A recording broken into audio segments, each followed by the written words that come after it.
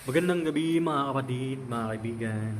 Magandang araw po sa inyo. Sana ganun din po ang araw nyo. Maganda din, katulad ng sa akin.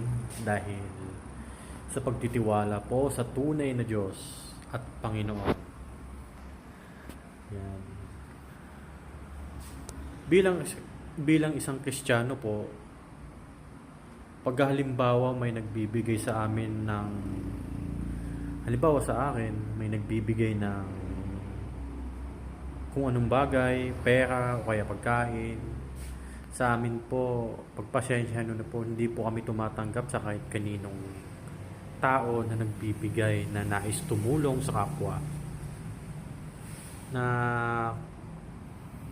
maganda naman yung hangarin nila makatulong sa ibang tao. Pero sa amin po sa pananampalataya namin, hindi po kami tumatanggap sa kahit kaninong tao na hindi namin kilala at hindi namin kapananalig sa iglesia.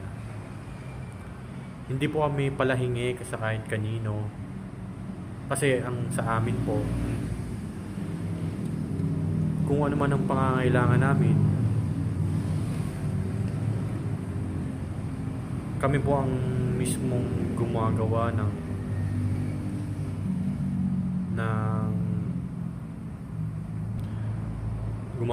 ng paraan para sa aming pang-araw-araw.